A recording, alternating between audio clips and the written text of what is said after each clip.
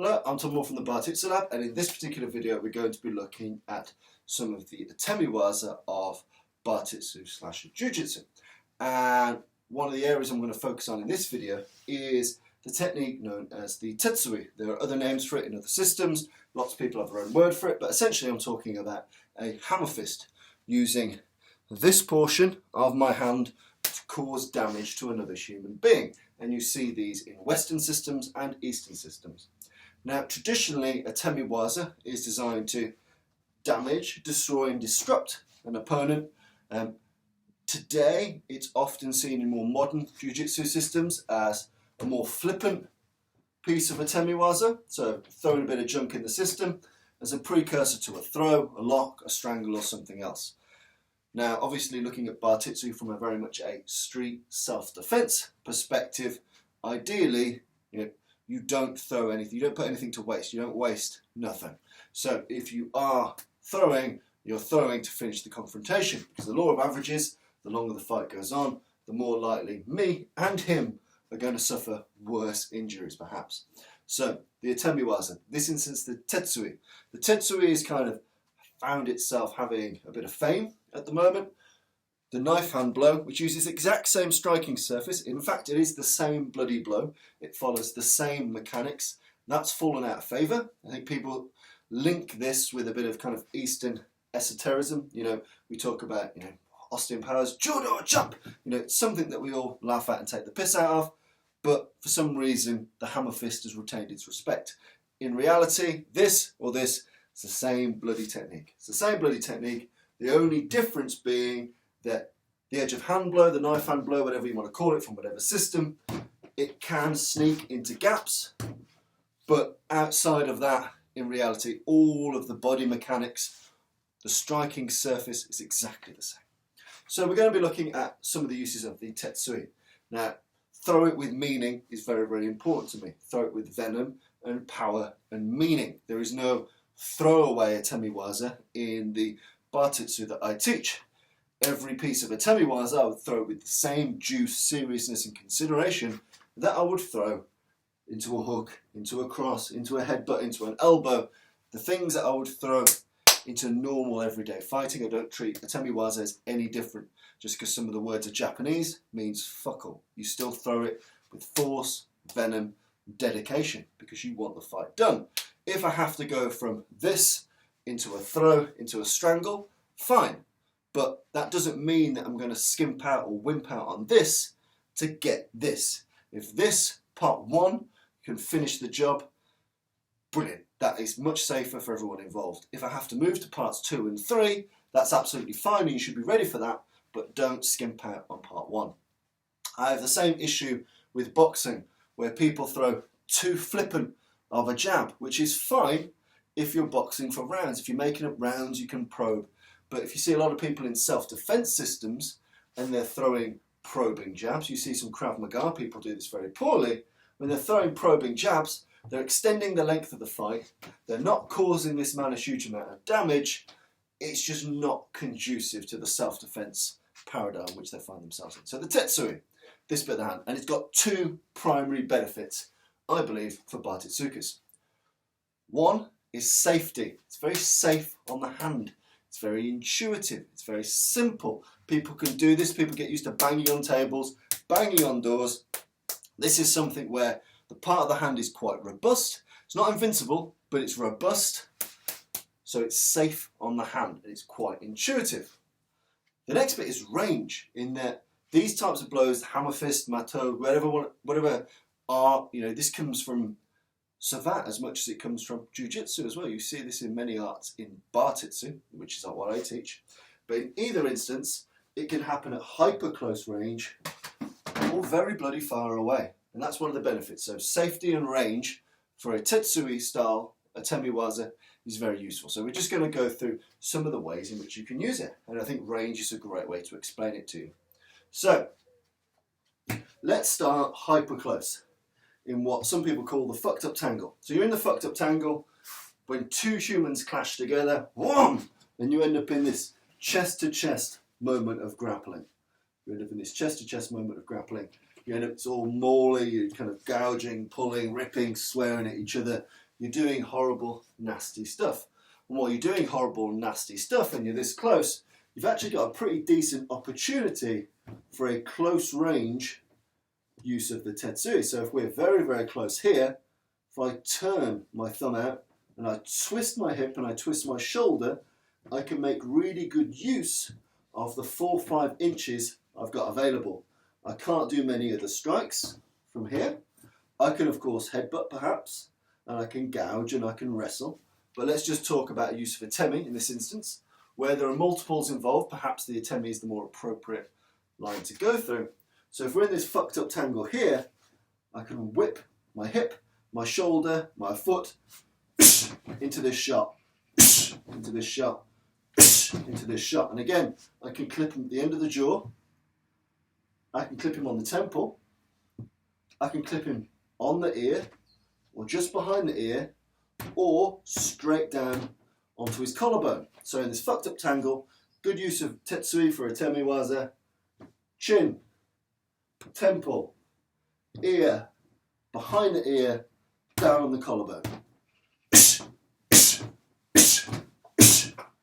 And again, it's just about using whatever torque you've got available to you. So I'll bring Bob just a little bit closer. So whatever torque I've got available in this horrible fucked up mauling tangle, I whip this across and I use that. Job 1, I want to shake his brain. It's unlikely I'm going to get a knockout shake from here, so you do need to be aware of that. But you should strive for it. You should still hit. You should still hit with venom and force across his face here. That's very important. Venom and force from that fucked up tangle is very, very important. But obviously that opens up a bit more space for me to perhaps do a mid-range Tetsui. So from here, in the fucked up tangle, these short, sharp jaw, temple, ear, collarbone, I can do this and I can shake his brain and I can cause him confusion, damage and pain. Using that, I can maybe give myself a foot and a half of distance, then allowing me to fire a mid-range Tetsui. And now I can really belt it in. Now I can throw it almost as if it were a right cross. I got a bit more hip, bit more shoulder, a lot more foot because I got this space.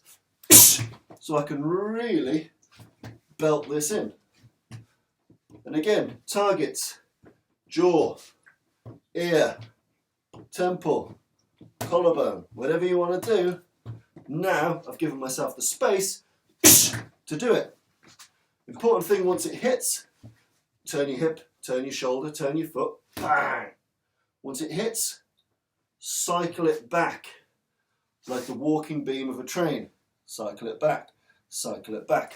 Now what I do, and what many others tend to do as well, is in betwixt this and the next time it does that, there is a check. Because if I've landed this and not put him out, he will likely want to grapple with me to stop being hit with that technique. Or indeed, he may wish to escape. So he may wish to close, rendering my ability to fire this heavier hitting atemi waza, this heavier hitting Tetsui, motionless. You know, if he closes me too much, I end up at step 1 again. Which again, isn't a terrible place to be, but you need to generate good hip and shoulder torque. So do practice those. But the job of this is to allow me a bit of space to do it again. And if I've landed it and it hasn't put him out, he will close on me or he will escape from me. I might allow him to escape, but by escape it might be 2 steps back, draw a knife and poke me through the holes. So do be wary about who you allow to escape and in what condition you allow them to escape. So hyper close range, it's all about being able to turn using the limited space you've got available to you. Down and in. Then you've got a slightly longer range where you've got that looping available to you. And practice doing it with the check as well. Wham! You whip it in. Use all of your body behind the technique. Okay, and you can practice this hand as a check to stop, or a grab of clothing or a grab of head. So here, if I've got his clothing, I can completely just go to town. Or if I don't have his clothing, I'm going to make sure I've got that body check just to make sure he can't crash in on me. You notice I'm making the arc bigger as we go. So if we start in the fucked up tangle, the arc is short. I give myself the liberty to get 1.5 foot away, the arc is longer. Once I get to a full arm's distance, now I can decide whether to continue with the Tetsui as a piece of a temiwaza or move into something else. Now I have the range afforded for choice. Space means time, time means choice. I don't have much space, I don't have much time, I have a very small amount of choice. Bang! Got a bit more space, a bit more time, a bit more choice. A lot more space, a lot more time, a lot more choice. So now from here, I can decide what I want to do, and I can throw it with some really good power now. This distance, you can really fire the 16-inch guns. So again, if you're thinking of Tetsui from a temiwaza, from a short, sharp shock up close, mid-range power blow, now a long-range power blow. Again, it just means that the walking arm, the walking beam, is longer. It's a longer elliptical arc. So, do be ready for that. You've got the option available to you with that piece of Tetsui. And a bit like in a video I've just done about the face smash, because it's a cycling blow, it means that I can hit, perhaps draw a weapon and attack. So I can hit with the Tetsui, draw a pistol and fire, hit with the Tetsui, draw a knife and stab. I've got that ability to take something from this area. I've got the ability to repeat these as much as I'd like. And I've got the ability that if the range closes again, I can do shit. If it opens up a little bit more, I can do heavier shit. And because I've done that, I can open up a longer range area for me to really whale this in. Space, time, options, all from the humble Tetsui. Works really well from an attachment. So from your kumikata, you can practice cross grips, parallel grips, belt grips, gripping the hair, gripping the face, and firing this in. So they work really well from attachment. They work well at hyper close range, mid range, and indeed long range. So they're very, very safe. They're very flexible in terms of their options. If I'm in the mount on top of him, I can rain these down with relative abandon.